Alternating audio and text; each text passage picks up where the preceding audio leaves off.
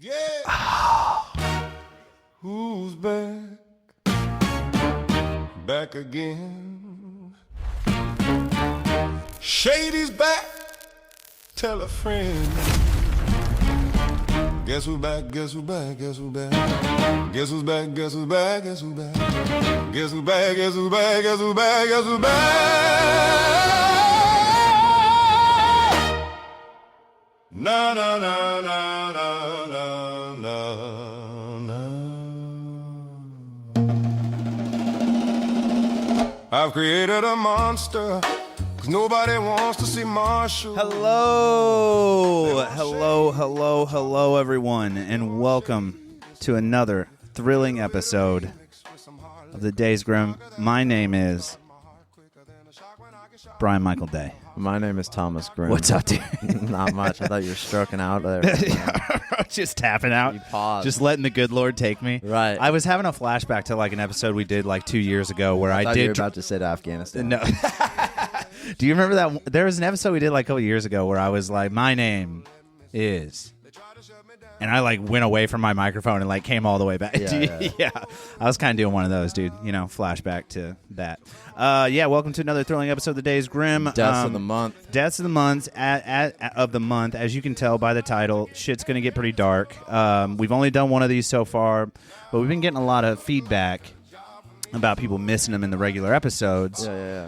But we're doing these now in place of doing them in the episodes, correct? That's like the consensus moving forward. You get one episode of deaths instead of... And we're going to try to do one every month. Yeah. Yeah, that's the goal. So if we're slacking, hit us in the DMs and let us know. Also, Without Me by Eminem, Motown. Fire. Holy shit. I was showing an old head at work. He was like, I was playing some new rap music on the speakers, and he was like, you got to play some like music from my day, like rap music that I can get down on. And I was like, oh yeah. I was like, let me show you this AI Motown. He's like, dude, do they have any 3-6? And I was like, let's search it up. And he's like, do they have any Cypress Hill? And he's like, what about Wu-Tang? And dude, every one of them I had like an AI version. Just like, fired up, ready to go, I love dude. this. I was like, I expect a full playlist Monday. And he's like, I got you. Dude, I'll tell you what, man. People are sleeping on the AI Motowns, dude. They are sleeping. Rogan just referenced it in his episode with Schultz. Nice, That's dude. how they started No it. one's talking about it. I know. But it's so fucking fire, dude. So good. So we got 5 deaths today for you guys. Yeah, and before we get too wild, I do want to give credit where credit is due. We do have a producer today. Yeah. Who's producing this puppy? My fiance, Lexi. Yeah. So Lexi, thank you very much. You're an angel. And she's going to crush it. So, yeah, Tom, you were saying, sorry. Well, our first death here, I forget what I even titled this one. No, you don't have titles, dude? I do. They're in the notes. Oh. Let's pull up the notes. We can't do this without titles. Lexi, can you find those notes, please? Yeah, let's do that. Here we go. You're going to do all the rankings because it's hard for me to... So coming in at number 5 is Death by Drowning in Wine. I like that. And then we'll read the article. I like that. I like that a lot. Here we go. Okay, so why an English king's... Here we go. And our source here is SmithsonianMag.com. Why an English king's traitorous brother was allegedly drowned in a barrel of wine. Moving forward here. So we got, let's see. Yeah, I'll put just a little. There we go. George, I'm going to do my best. Plantagenet, Duke of Clarence, spent his life engaged in a power struggle that pitted cousins and siblings against each other. He was executed for treason on this day in 1478. And that's February 18th. Yeah.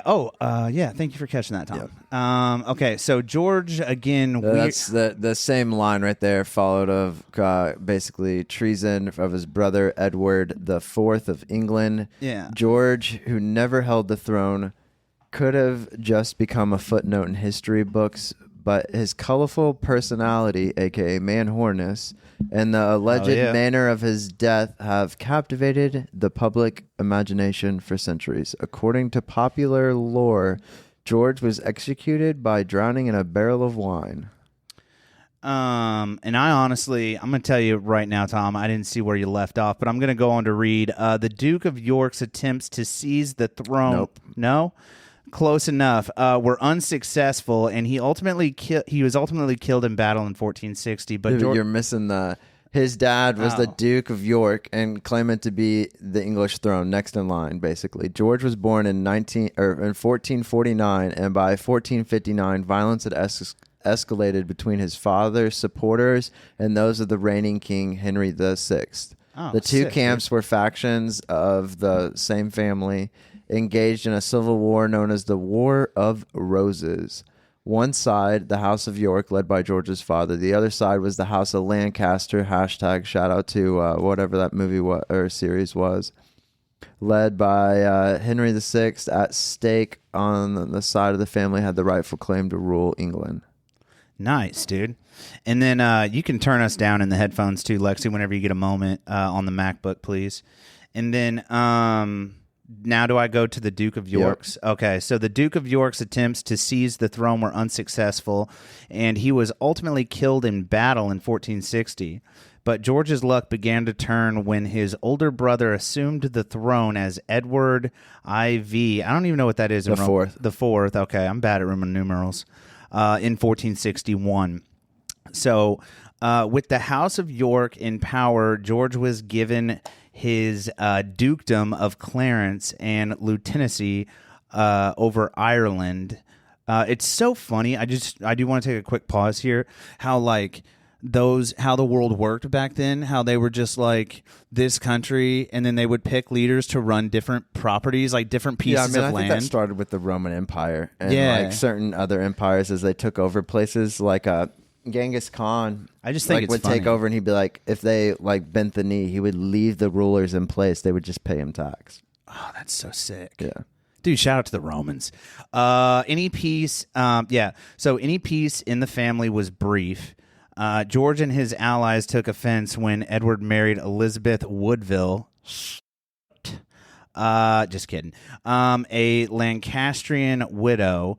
This began a multi-decade attempt by George to usurp power. I don't know what that word means. Usurp power. Slowly take power. Try to gain it where you could. Oh. The Lancastrian, they said it was like a battle of the same family, so this is like inbreeding Loki. So usurp power from Edward and take the throne for himself. It sowed paranoia in Edward and made for challenging family dynamics. For his part, Edward disapproved of George's marriage to Isabel Neville, the daughter of powerful cousin who'd once supported Edward but now opposed him. Now let's get a good look at this cutie here, dude. Look at this. Hold on, don't scroll too far. I'll tell you what, do me a little zoom on that too. Can you zoom in on her precious face? Yeah, look at her, dude. That's Holy cow. you Look think at that's where the Chinese got painting their faces white? bro. That looks like Voldemort. She Yo, she's a 10 in the 1400s, bro. Maybe. I'm glad I'm not alive. Dude, then. and look at his dope ass armor. Okay, all right, that's all I need. Okay, we scroll back down. What do we got? You know what's going? funny is he was probably like 5 foot. Yeah. Maybe less. Dude, kings Or were, something. man. Kings But were. like, yeah, I went to a museum that had like real like body armor, and I was like, fuck, these dudes were short. Tiny, bro. Now we're on that juiced up milk nowadays. The following years brought chaos to England and to the family as Edward and George fueled and reconciled, and their supporters repeatedly swapped sides in the feud. For a brief period in 1470 and 1471, Henry VI was restored to power, but by April, How dare But you? by April 1471, Edward had regained the throne. Eventually, the back and forth with the George brothers began anew.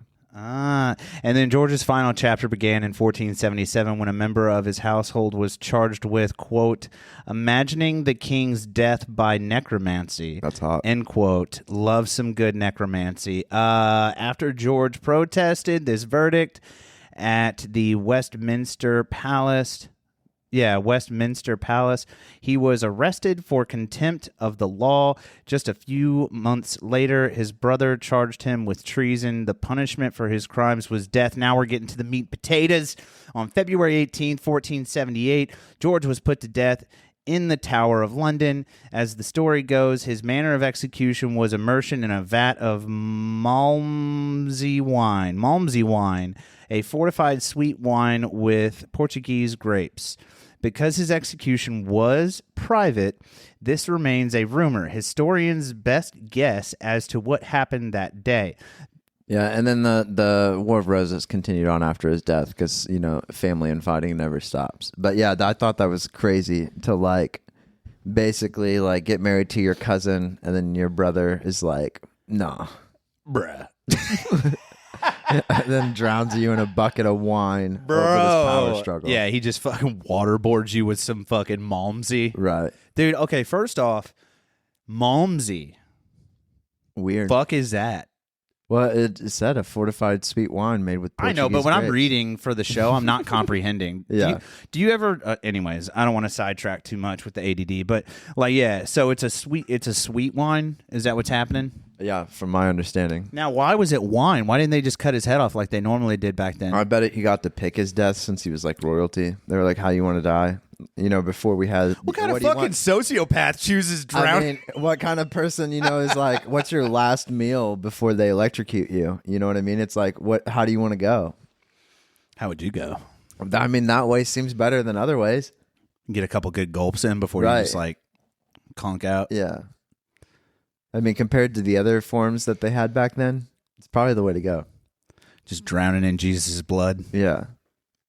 Hell yeah. All right, next note. Coming in at number 4. All right, can we pull the notes up again? We're just going to have to flop back and forth, Lex, because I don't want to miss these titles, please. So where are the notes at? Let's pull those puppies up. And then we're going to go to Coming in at number 4 is death by conducting staff. Okay, I like that. Okay, so let's pull this puppy up. Source for this. No, next tab. We went too long on the other one, so we go to this one. Yeah. Okay.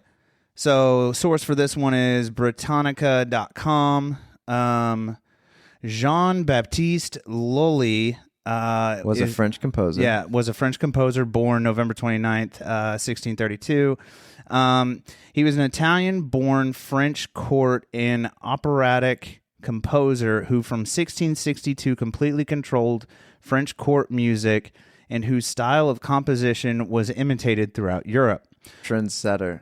Hell yeah, brother. He was the Kanye West of Paris, France in 1687. Yeah, dude. He was Dr. Dre of France. He was like Diddy before the charges. I don't think Diddy made any beats. Onward. Here we go. Moving into this. Born of Italian parents, Lully Gallicized these words today. Gallicized his name when he became a naturalized Frenchman. His early sorry, that's funny for me. Who wants to be French? You know what I mean? I don't know. But a lot of this is kind of BS. He joined the court violin ensemble of Louis the 17th in 1652 or 1653. They don't know. Yeah. Soon became a composer of dance music for the kings and leaders around that time. Let's see. Composed music for court ballet. Insatiable and go down to here. Yeah, start here. From his rise of a violinist, he held royalty appointments such as a music composer for the king, music master to the royal family, and then was part of no opera performed in France without his permission. He received some fancy French slogan I can't pronounce, a lot of French there. Let's see. But basically, I mean... He was the fucking man. Right. Nobody, they had to, when you go to an area and you got to check in with, the gang leaders of that area sometimes if, you're big and stuff. Yeah. So, he was that guy. He was the guy, you got to come pay a tax to be on his turf. Right. If we can keep scrolling for a second here, babe. Let's scroll down a little bit. But, basically, he, made...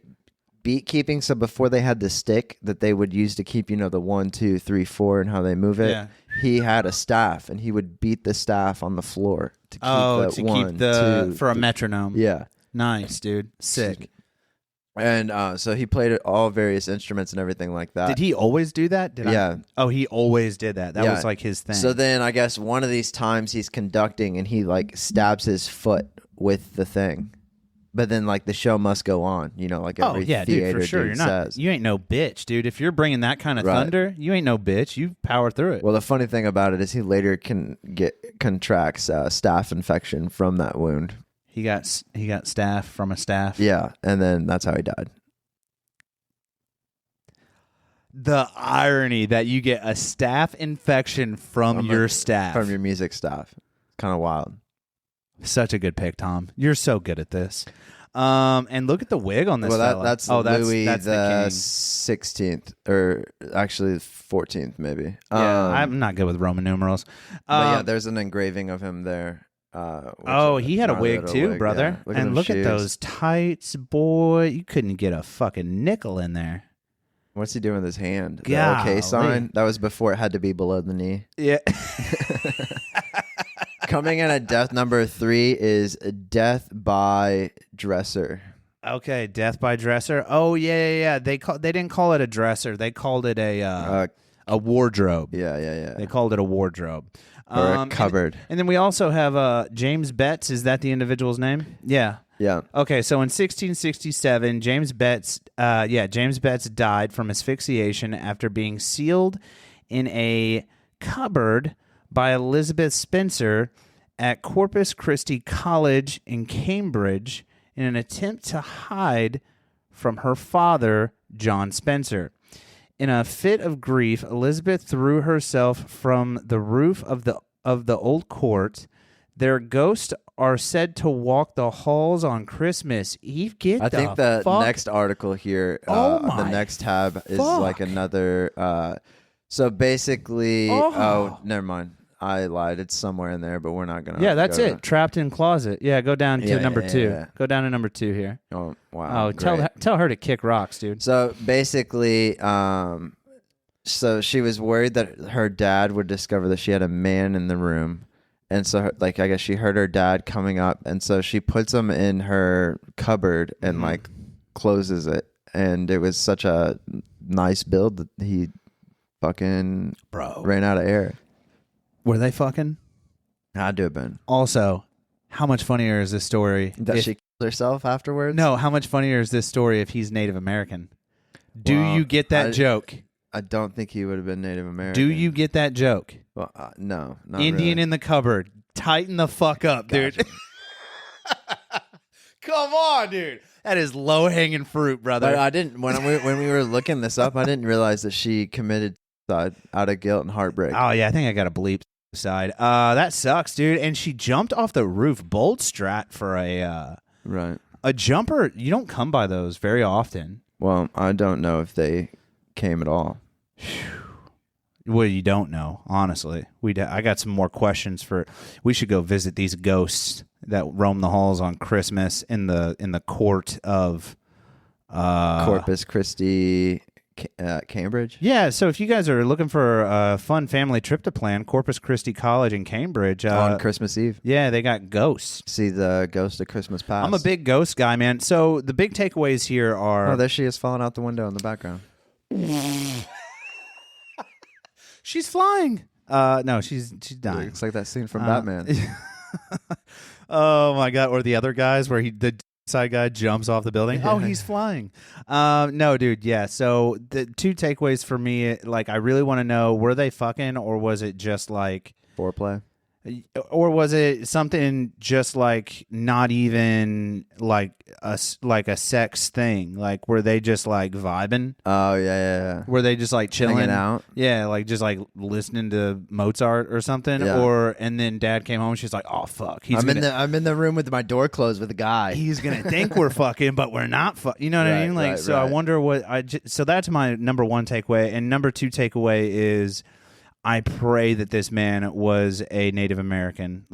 No bigger part of me has ever wished for anything harder than for him to be Native American. Well, that's harsh. I want it to be Indian in the cupboard so bad. Coming in at number 2 is Death by Monkey.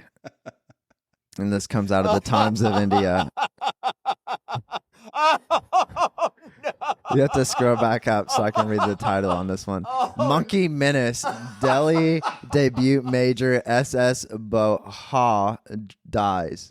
Baha, age 52, had sustained severe head injuries on Saturday off of falling off the terrace, which is like the patio or awning of his home following an attack by the monkeys. The band? Anyways, going on. So we got Delhi's deputy mayor S.S. Bahawa died on Sunday. TOI photo above. Real handsome looking fella. Hell of a mustache. Died in New Delhi on Sunday of head injuries, as you just read. The 52-year-old corporator, don't know what that means, 52-year-old corporator from Anand Vihar ward was admitted to the intensive care unit of Apollo Hospital on Saturday with multiple injuries, and his condition deteriorated, later leading to his death on Sunday morning, per BJP Delhi President Harsh Vardhan. Do you think fugitive may hold? Well, no, no. I'm just joking. I'm just joking. Baha was a businessman and vice president, was walking on the terrace of the first floor of his house when the monkeys attacked him, after which he lost balance and fell off the terrace around 8 a.m. on Saturday. Not the first case of monkey attacks in the city, and the High Court has pulled up the municipal corporation of the Delhi several times in the past to curb the monkey menace in the capital. What kind of town? I'm sorry. I'm like literally. I'm crying because I was laughing so hard. What kind of fucking town is it just okay to have monkey menaces? They have like monkey temples and stuff there where like people feed monkeys. Oh my god, I was crying, bro. But do you see where it said he was on his one story? Like, how far is that fall? Enough to fuck. Well, and I bet the monkeys chewed him up pretty good too. Yeah, you're probably right. And they made it sound like it was like a hit, like a planned attack. Multiple head injuries. I think it was coordinated. I think these monkeys are. I think they're. Yeah, they said this is our home now. We're squatting here. This was a targeted. There's another attack, tab too. And yeah, let's open up the second tab because I think here is where we're going to find out that it was a targeted. It was a hit. We quote, we have neither the expertise nor the infrastructure to deal with the situation. They have opposable thumbs. If the animals are caught, we are under pressure to release them due to the pressure from the animal activists and from people due to religious beliefs. See, they had the monkey temple there. The monkeys as a living link to the deity Hanuman, the monkey god who symbolizes strength. Yeah, strong enough to kill a man, dude. Right. Jesus. And then also, like, another thing they're not talking about here is, like, monkeys are smart, Well, dude. they're hitting the prime ministers. The dangerous posed that an estimated 10,000 monkeys that roam the city were brought home sharply on Sunday. What? That's what it says right there. The danger posed by the estimated 10,000 monkeys that roam the city was brought home sharply. Oh, like brought home, like brought like to the front. The like, seriousness of the issue. Yeah, was brought home sharply on Sunday when homeboy died at age 52. I wonder if yeah, we have neither expertise. Okay, you said that animals routinely invade Parliament. Jesus, they're just in the court?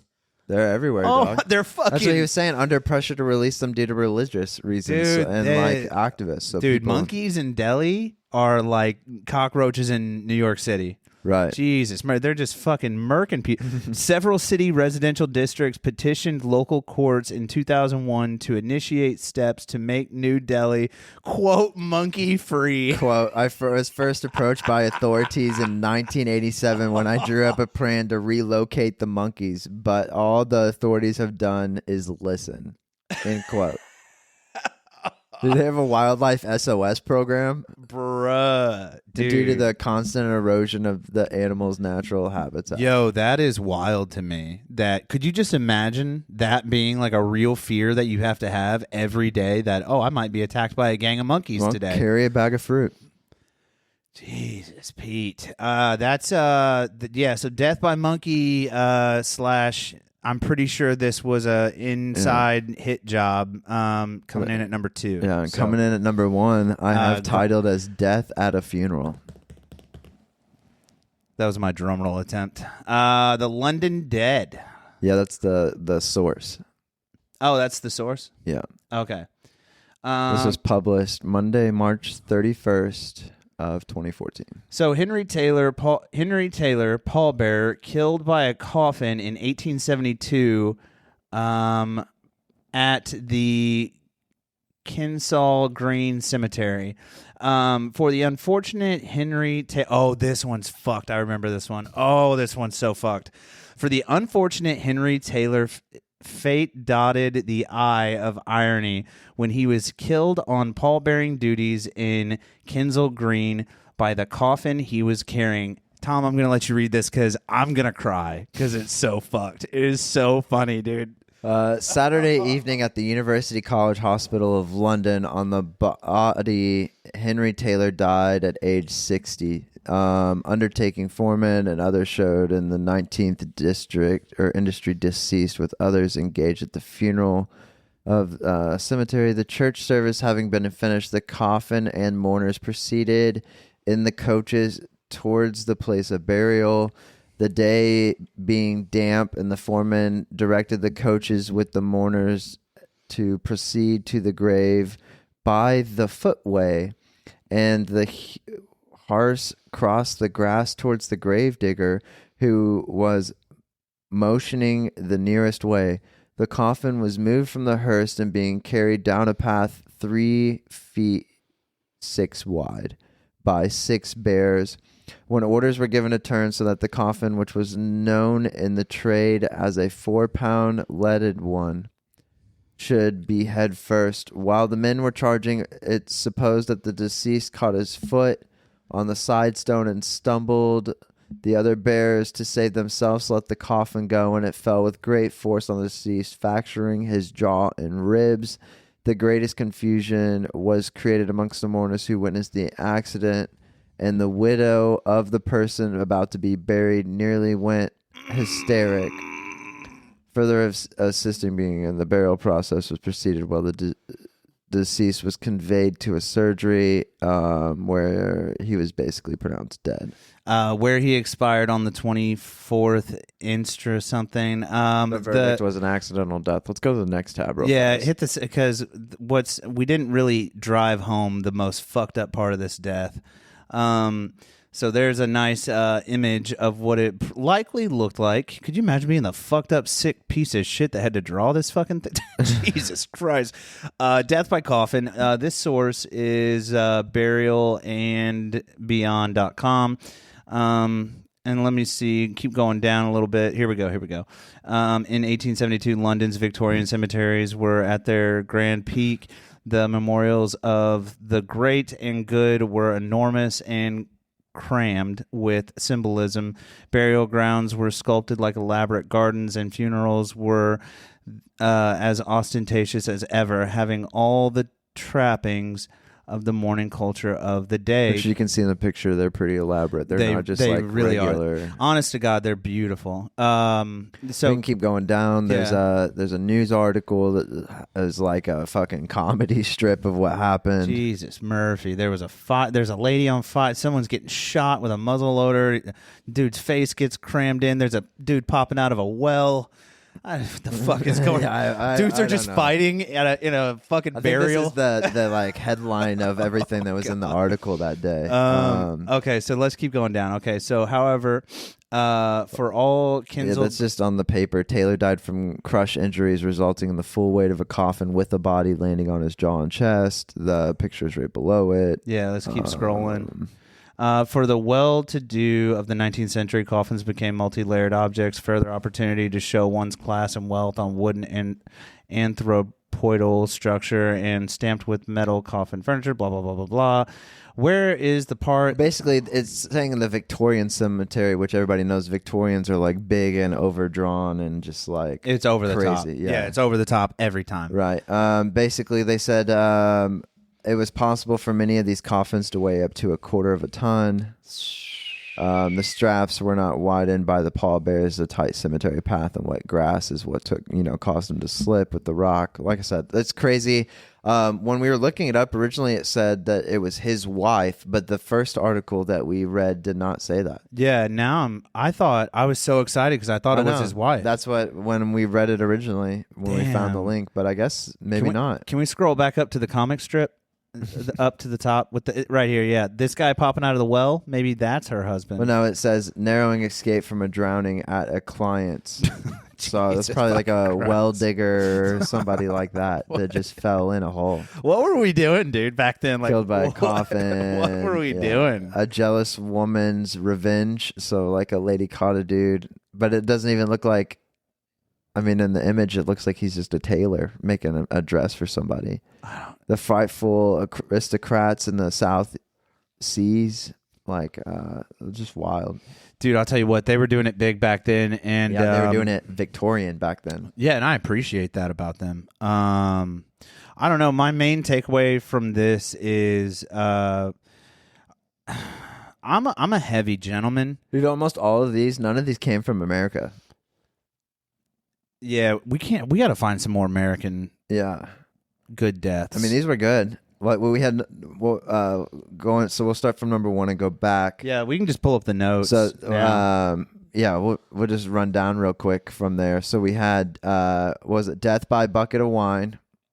Oh yeah, homeboy chose to be drowned in a bucket of wine. Right, Yep. and then we had that's the same the war over the chick, which is the same, and then we had the staff.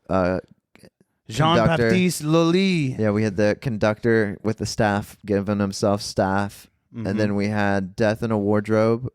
Yep. Which Indian in the cupboard. Well, that was like a twofer. Yeah. Honestly, good pick on that one. Yeah. Solid pick. And then we had the monkey menaces, gang violence by monkeys. Yep. And then wrapping it up, death at a funeral. Bringing it home with death at a funeral, man.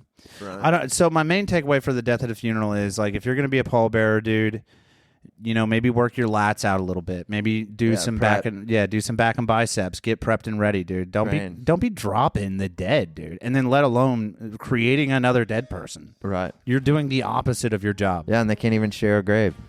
Spin that shit, dude. I really enjoyed this one. This is a shorter version. We are, trying to still get used to our new space. So, but yeah, thank you guys so much for all the love. Please, hit us with, if you know a funny death of the week. Shoot us the article.